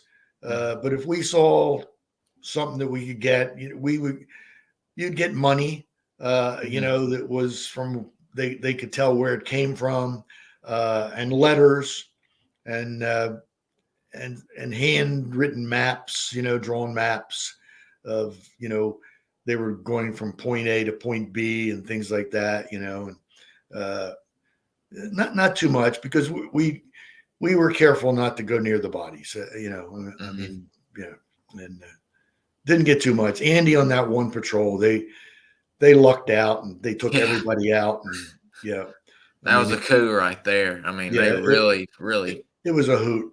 I Mhm. wasn't on that patrol because I was still injured, and I remember them laying it all out on the ground, and there was, you know there were some rifles, and Few RPDs and yeah, RPGs and a flag and some pistols, and and Andy, he wanted to keep the flag, and the CO decided to, you weren't keeping it, and he was all mad about that, and yeah, yeah, oh yeah, oh yeah, yeah. yeah. Come to That was find out, though, they actually pulled the old Marine Corps switcheroo and yes, went and made a fake one. yes. They made a fake one. Yeah, yeah, yeah, It's one of yeah, my favorites too. I yeah, love that. Miss Andy's all bummed out, and the guy's like, "What are you so mad and mopey for?" He's like, yeah, "We lost our flag." He's like, "You think I would really give them that real flag?" yeah, And he's like, "What?" yeah, He's like, "I made a fake one. Come on, yeah, man." yeah, yeah. Well, one thing about the Vietnamese, man, they could make something Oh yeah, lickety split. oh yeah. Yep. I was surprised about that. I mean, them making all of y'all stuff. I mean, I think y'all there, or maybe it was at Third Force. They had a little shop to where they were making y'all plaques and I mean all kinds of Oh neat yeah, yeah, stuff. yeah. It Oh just yeah. great stuff. You could Um, get anything you wanted. I mean, we got all of our rucksacks from them that, yeah. they stole them from somebody else. Fell off a truck in town somewhere. Yeah, fell off a truck somewhere. And I remember the DMZ. Uh, they they had these really nice bush hats that we could get from and we had this concertina wire, and to get a nice bush hat was like 3 cigarettes in the little packs that kept in the sea rations. Well, one day somebody felt good about it and gave them 2 packs of cigarettes. Well, now we had inflation. Oh man, messed up Yeah. the market price. Yes, it doubled the price. And yeah, yeah, yeah. You could get anything from them. I mean, God, yeah, It's amazing the incredible. stuff. Some of the stories of the stuff they were getting. We've heard from not only you Marines but also the SF guys. Very very cool stuff. Yeah, Jason yeah. was curious about what was the closest either artillery or y'all's close air support was getting in. And he said he Oh, was talking about napalm being pretty wicked. yeah. Well, napalm sometimes because we didn't have exactly where we were, we would call the napalm in on us, and then run over the ridge top down to the other side, and pray that the napalm didn't run over. Holy cow! Yeah, yeah, Wow. yeah, yeah.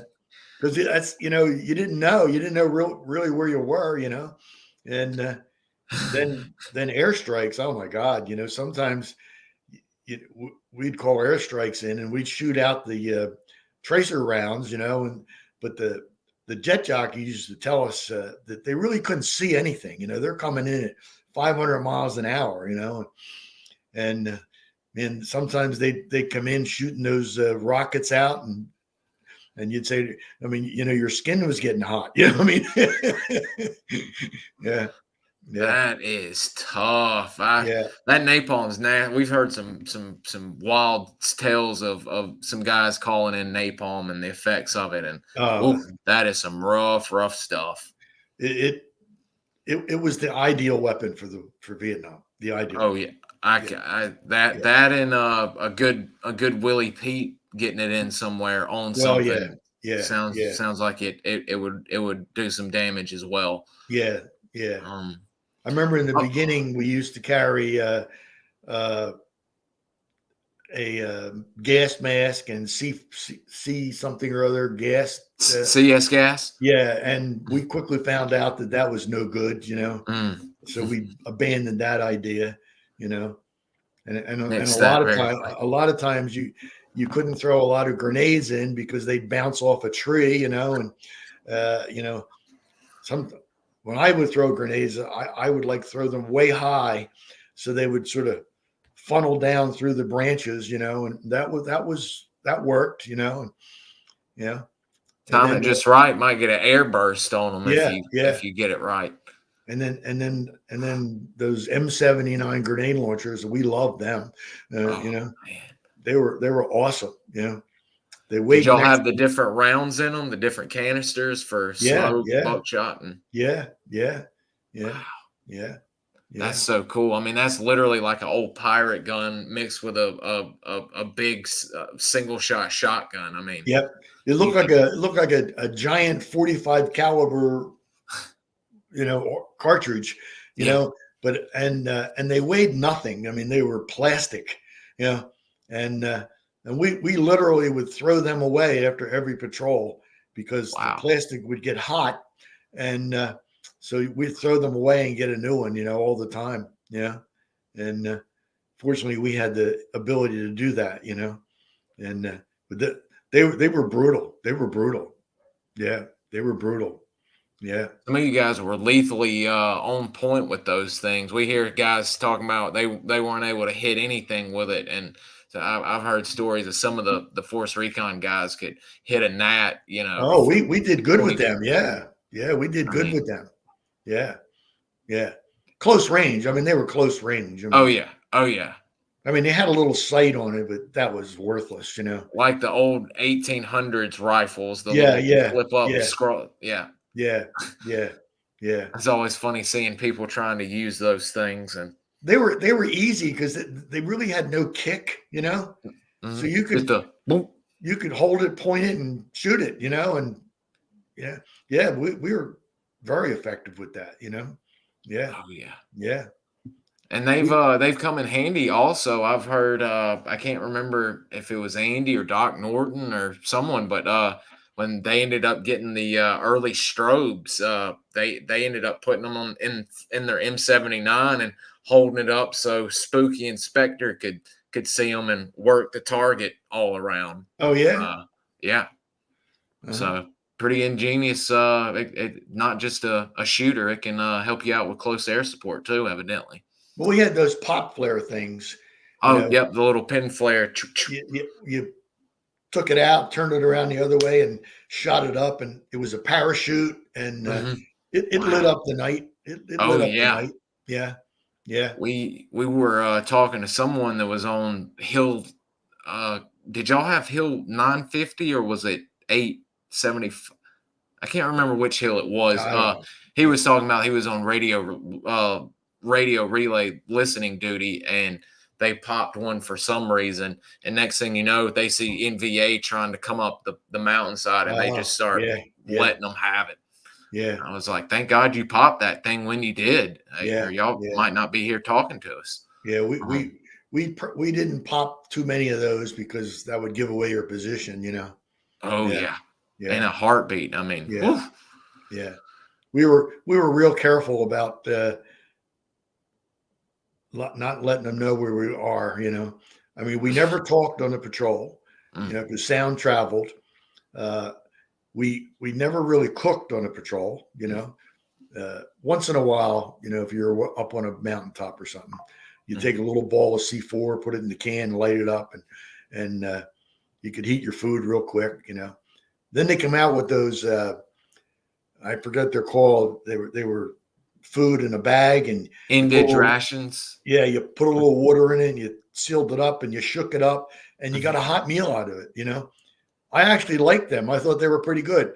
You know, I've heard and the rice and shrimp ones were excellent. yeah, it The was little pretty ones. good. I mean, you know, I was always a firm believer because guys would say, well, you know, I don't like that.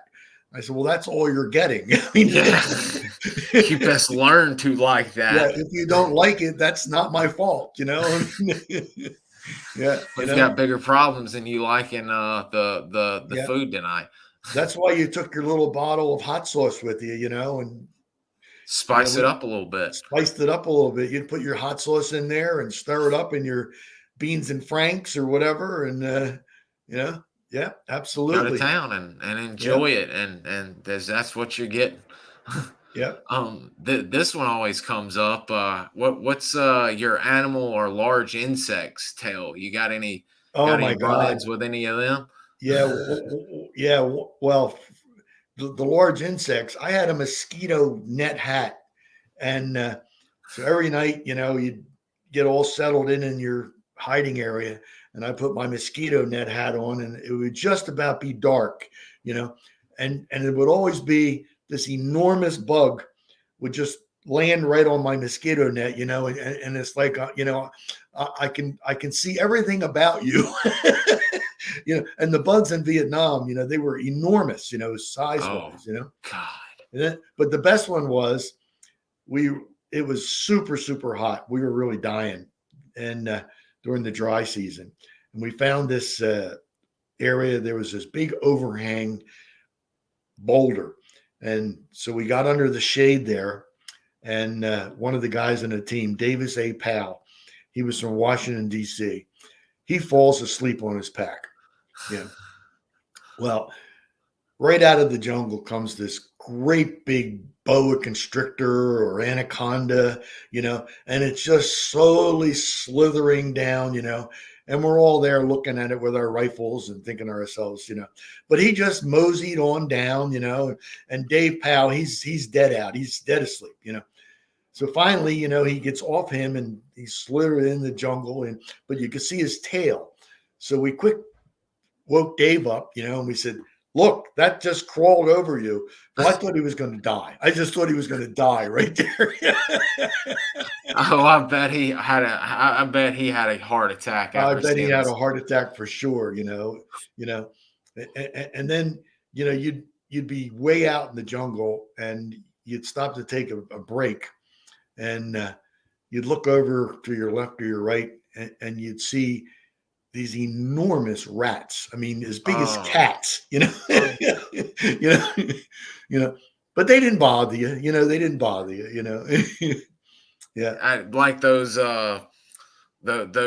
things at the fair that they say are the largest rats. I forgot what those things are Oh yeah, called. yeah. I know what you mean. Yeah, In yeah, Amazon. yeah, I mean, yeah. just huge. Huge. The guys at Kson used to say when they if anybody left food out, and as soon as the lights went off, you were waking up with a rat the size of a small cat on you. I Yep. was like, Yep. can't Yep. can't do that. Yeah. One time in our hooch, uh, one of the guy, we were all sleeping. It was and he had his hand hanging over his bunk, and this rat came along and nibbled on his fingers. The sweat on his Uh, fingers, and it made him bleed. So it woke oh, him up. So we jumped up, and there's the rat. He was sort of like didn't know which way to go. And so in camp it was like a big no. You couldn't shoot your weapon off. So one of the guys grabbed a machete and sliced the rat in half. And woo. so then we thought, oh, that's okay. So we all pushed the rat out and went back to sleep. Well, the next day the corpsman comes down, and says he heard somebody got bit by the rat. So we all had to go and get these rabies shots in our Mm-hmm. stomach. And I Oh, remember the corpsman saying, all right, go eat, because then come back. So we went and ate. We go back, and we say to the corpsman, how come we had to eat? He said, you'll find out. And it was this big needle that put it right in your stomach, and it was like black stuff inside of it. Well, soon after that, you started to upchuck, and you had to do that every day for I forget how many days. Oh God, it was you thought we were dying, and yeah, yeah. Oh, the yeah. I rats. Oh mean, my that's God. plague carrier. I mean, yeah, you can't mess around with that with rat bites. I mean, Oh that's yeah, bad news right yeah, there. yeah, yeah, yeah. And then we would always have leech contests, Yeah, Oh Lord. yeah, Yeah, I can only imagine. yeah. I've heard some horror stories, especially from Andy. God, he gave us one that was a man's living nightmare. If you can catch my drift on No, I that, with know, I one know. going, They loved that area. They I loved it. can't. Yeah. That is just terrifying. I mean, that gives me the willies right now, even thinking about But it. we would cultivate a leech, to have a contest who could get the biggest leech. What's the biggest? How big did someone ever get one that Oh, y'all had? they would get one be maybe 2, 3 inches long, and I mean they started out as big as a pin, Uh, and you can't feel them, they'd get on oh, you, and but yeah, like you said, they love down there, man. They did. were y'all judging overall size or length or girth or Well, what with both, yeah, the both, yeah, both they'd overall be size? the size of a finger when you're ready to win the Uh, contest. oh yeah, I mean Yeah, they yeah, they come yeah. off they're. I've But you seen could some you could pictures. squirt They're them with the bug juice, and that uh, they write off for that, and they just shrivel up and go away, and and we would duct tape our what burn them with a cigarette or a cigar too, can't you? Or is you that can, is but that we a used the bug juice, that got rid of them right away. And we would duct tape around our ankles and all that stuff, and our shirts we put duct tape around our wrist and up top around your neck sometimes, and and you thought you were going out in the winter, but you were just covering yourself up, and then of course we, every morning everybody would check for their leeches, and yeah, they were everywhere. They were oh, everywhere. Yeah. especially on the ground up there? I was so surprised hearing about it was somebody was talking about their first patrol and they laid down. They thought the ground was moving and it was leeches Yeah. coming to the body heat, and he, Yeah, the he was like, body. Yeah. Yeah. oh my God. Yeah. Did y'all wear either when first going out on patrol or either after the first night in going out that second day, did y'all ever use bug spray going out, or because of the smell, or did y'all It didn't just have duct any. tape It and didn't have any smell. okay. Yeah. Now you would put the bug juice on your face, then you'd camo up because it made it go on easy, and everybody had a bunch of the little squeezy bottles of the bug juice, Mm-hmm. and I mean you'd squirt it all over your fatigues and everything just to because a lot of times, you know, we would walk in a stream, because it would be, and oh my God, there that would be leeches like crazy all over you then, yeah, yeah, yeah, Man, I had the perfect picture, and if I can find it in time, I'll bring it up. But there's a great photo of a Marine walking across the stream, and he's just hit a hole, and he's trying to keep his rifle above his head from going under. And I was yeah. like, boy, Lord only knows how many leeches he's coming out of that Oh water yeah, hole with. yeah, yeah, yeah, Uh, yeah. uh, uh. Did you ever see any elephants or Saw anything an like that? elephant one time, yes, and we shot it with a M79, Woo! and we were on a patrol,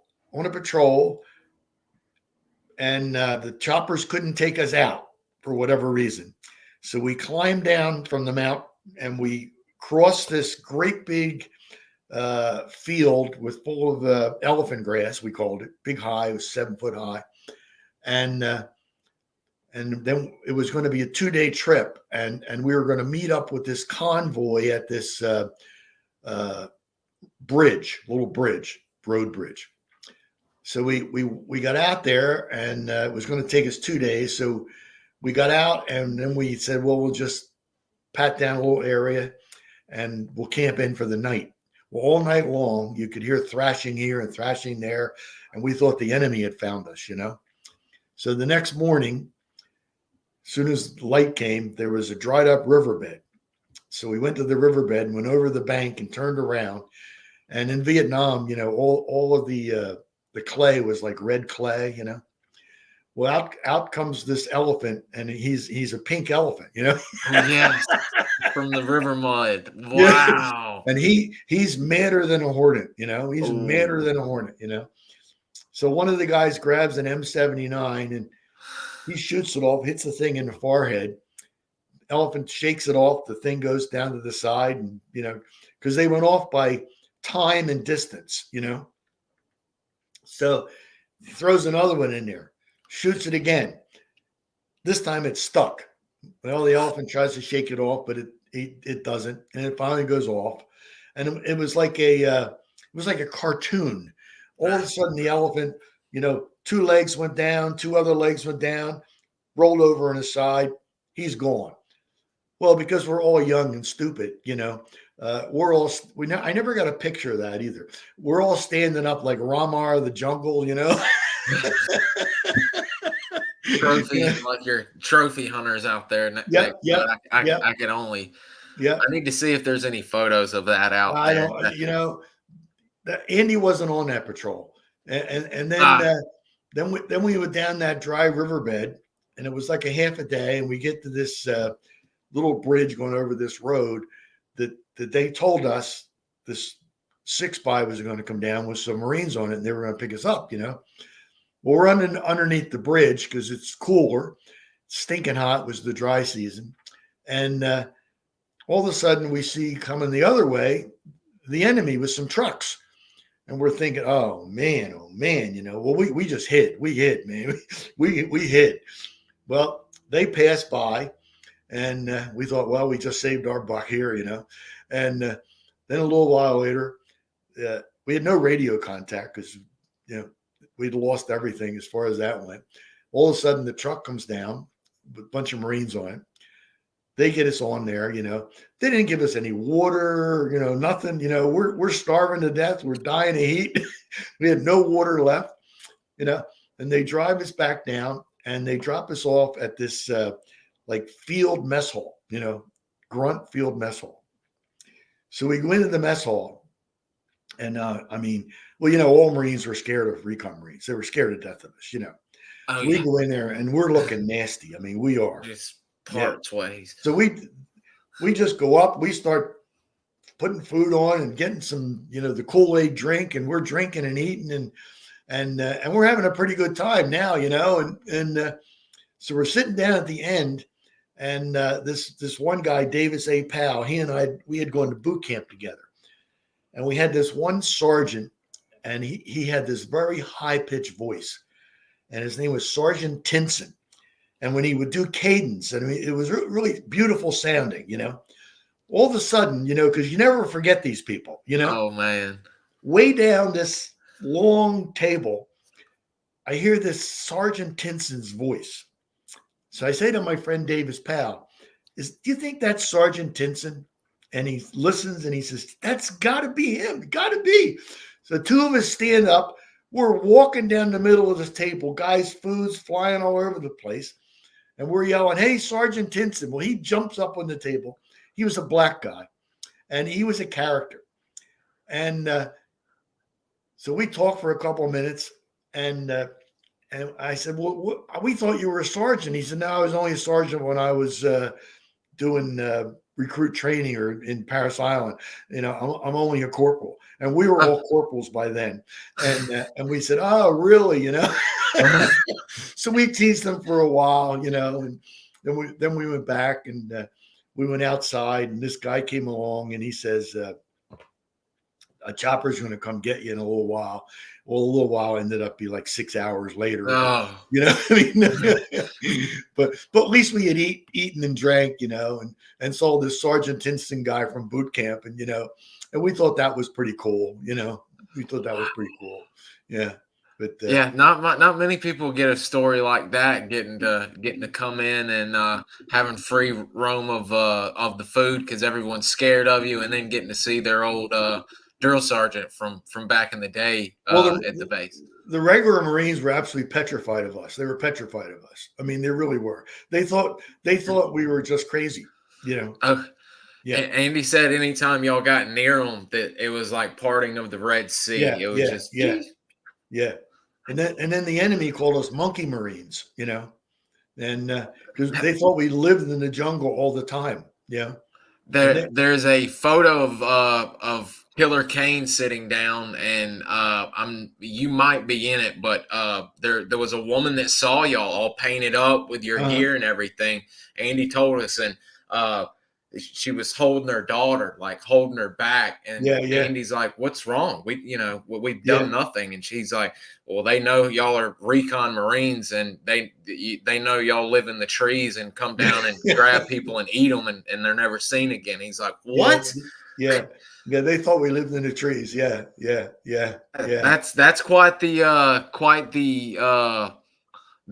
idea to have about the psychological play to have over the enemy like that. If people are thinking of that, if y'all like that, that's I'm sure the enemy knew all about it. Yeah, Green Ghost also Monkey Men, and they like to call y'all the Green Ghost. Oh, the Green Ghost. Oh yeah. I mean that's a great one as well. I love that. When the reporters would come and talk to us all the time, and we would never talk to them actually, give them nothing, and they'd always say, they knew all sorts of stuff about the Green Berets and the Army Rangers, and and they want to know more about Force Recon, and we said, yeah, that's too bad. I love that because anytime I've seen y'all having to talk, it was literally because the brass made Andy or whoever I've talked to do some kind of dog and pony show or do something. Oh yeah, I love the way y'all avoided them at all costs. They had a dog and pony show every once in a while, and they'd have a half a dozen photographers and all this stuff, and then they'd want to sit down and talk to you, and we'd say, oh no, we're not doing that. No. Yeah. Andy made a mistake one time and, said something that, his, something about his ragtag team or something, and he got called on the carpet for that, Yeah. I think that's mentioned in the book where he gets a good dressing down on that one. He did. He got in a lot of trouble for that, Yeah. Yeah. He got in a lot of trouble for that. Yeah. Yeah. I had a few pictures. We're about to be at 2 hours already, if you can Oh believe boy, that. let's wrap it up, huh? Yeah. We're definitely going to have you back in the future because we've still got a lot of good stuff we can talk about. But before we close, I wanted to show off at least two pictures of you. I wanted to show where y'all operate also. But this is, could you talk about this photo? This is actually your profile picture. And could you explain the significance of this?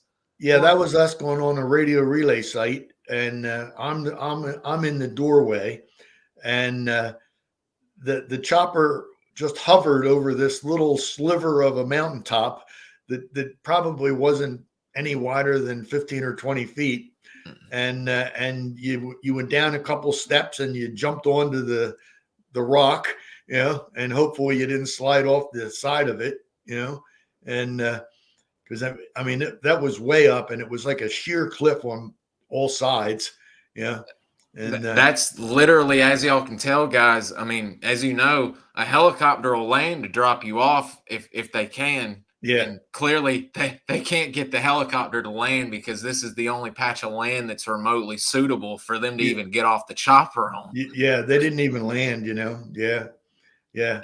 And That was so a fun that's you day. right there in your boonie jumping out. That's me there. Yeah, yeah, yeah. Everybody God, had their, everybody had their specific boonie hat, yeah, that they like to use. Yeah, did you prefer the boonie? Because I've seen some guys with a beret, the headband like Rambo made famous. yeah, yeah. Some guys that do that. Yeah, yeah, yeah. I like the boonie. It kept the rain off your face. Mhm.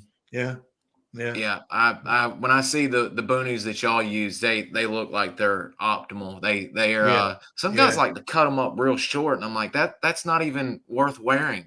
No, no, no, And no. what's this young good looking dude doing? Yeah, that's when I was young and dumb. Uh, I I had that picture taken to send home to my parents to show them that I was not mortally wounded, Still and upright.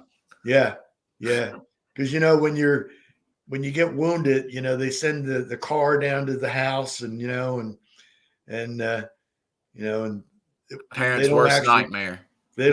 tell the parents or the wife or the family, they just give this general wounded in action type thing, yeah, yeah, yeah. Boy, that was a That long is time ago. Wow. ah.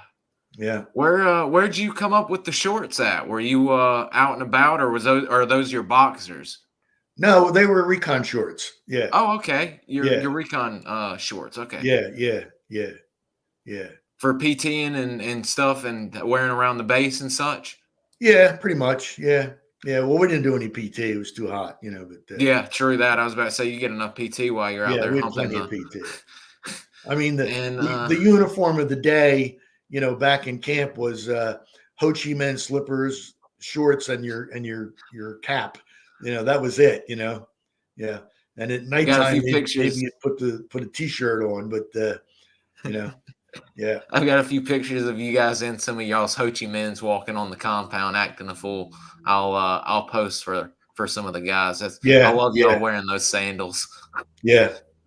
We had And they got some new officer in one time, and he wanted to have an inspection. And Gunny Gabbard came down to our tent. We were the only ones in camp because most of the time there was only one or two teams in. So we were the only ones in camp. And he says, we're going to have an inspection by this new captain. And he says the uniform of the day is cap and Ho Chi Minh slippers. So we said, well, what about shorts, or pants? No, the uniform of the day is cap and Ho Chi Minh slippers. So we're all out in we had a little volleyball court, and we walked out. This is a little sandy area, and we're standing there, buck naked, and this captain comes out, and we're about face. So the gunny says, "Attention, about face," and we turn around, and this captain looks at us, and he is just pissed. So the gunny says to us, "About face." We turn around, facing against, away, and all of a sudden the gunny says, "At ease, the captain fainted." Well, he decked the guy, you know. Oh my God. Yeah, That is the greatest. I've never heard that before in my that life. That is the that guy greatest. never bothered anybody again. You know, never. You know, yeah. Well, you know, in I the can Marine imagine. Corps, the company gunny, they run the show, man. You know. Oh God. Yeah, That's also a person you don't give any grief to you do is the no, gunny. no, and they get away with everything. They get away with everything. You know. Yeah, yeah, yeah, yeah. My dad had a gunny that he didn't speak much about Vietnam, but he'd bring up stories about his gunny, and my God, what a man he was. Yeah, yeah, yeah. Well, you would have Oh, liked this guy. He was a Southern guy, you know, career Marine, oh smoked a yeah, cigar, drank like a fish. a good old gunny. Yep, yep. Every time you come back from a patrol, he would sit down by the LZ in his beach chair and his cooler, and he'd have a cold beer for everybody that came off the chopper, you know. And a cold beer was like, you know, unbelievable, you know. Oh, just Yeah. unbelievable, unbelievable sustenance at that moment in time. Yes, yes, The yes, greatest yes. possible thing you could get. Yeah, yeah, yeah, yeah, yeah. I was wanting to show the before we wrap it up, Okay. y'all's neck of the woods here. Yeah, yeah, yeah, We've got the coal mine down here where y'all would get near, but here's Hill 452. And when we get you back, we've got some photos that are from this hill. We actually just saw you getting on that hill, but yeah, it's overlooking all of this area here that is yeah. just some beautiful, beautiful land, but also some treacherous land as we've come to heard. The Well, it was Quaison a beautiful Mountains. country. A- Yeah, abs- Absolutely. yeah, The yeah, Arizona Territory, yeah. Happy Valley, which was not very happy. We didn't like Happy Valley was when Andy would come down and say we're going to go to Happy Valley. Boy, that was yeah, yeah, That's pucker factor immediately yeah, induced. yeah. That was Charlie Ridge and Happy Valley. I think they were the two worst. Yeah, Oh, yeah, and I yeah. mean Elephant Valley up here in the Garden Eden. And I mean you're getting up here into bad territory. I mean all of that's bad territory, but I mean Was all you can bad. see how close they're up here Yeah, to. And yeah. CCN, of course, guys, is right over in this area. Pardon me. The SOG base. I Yeah, was saying for the guys, the SOG base right over in yeah, this area. yeah. And Monkey I believe Mountain. the Marine Naval Detachment, SOG Naval Detachment, is right over in here in the bay. Yeah, and Monkey Mountain. That was they had all the radio antennas and Hmm. all that stuff up there. You know. Secret Yeah, spy squirrel stuff going on up there. yeah, yeah, yeah, yeah. Um, uh, do you have anything else you'd like to close out with for your initial visit today, sir? No, no, I'm good. Yeah, great, great talking to you. Yeah, Absolutely. We've yeah. already got people saying they've immediately fallen in love with you, and hope we get to have you back here as soon as possible. Which we will if you're open to it. We'd love to have you back here in the coming months if you'd be Sure, open. I'll come back. Yeah, yeah. Excellent, excellent. I Well, can, I can say happy birthday to my grandson today too. absolutely. Please do let him say happy birthday to him Yeah, while he's on here. 20. How old is he? 23 years old. Yeah, Oh wow! Happy birthday, Mr. Russell's grandson. I hope you're having a wonderful birthday. We're yeah. Well, happy he's your working. grandfather I joined us. called him. He's working. He's an engineer. He graduated from college last year, and he's got a job at Lockheed Martin. Yeah, Whoa, man! yeah, Whoa. yeah. Okay, good for He's him. he's a smart guy. Yeah, I was about to say that's an understatement right there. Yeah, Uh, wow, I'm the good for him. I hope he has a good birthday, and I'll make sure you get the link. It's posted on YouTube. If someone types in your name, but I'll get the link to you so you can make sure your grandson and your family see it. But if that's it, we're going to go ahead and close it out. We've just crossed the 2 hour mark, so okay. we'll shut her down for today. And I hope you have a good afternoon. And You thank you very too. much for joining us today. Great talking to you. Absolutely, sir. See you later. See you later. Bye.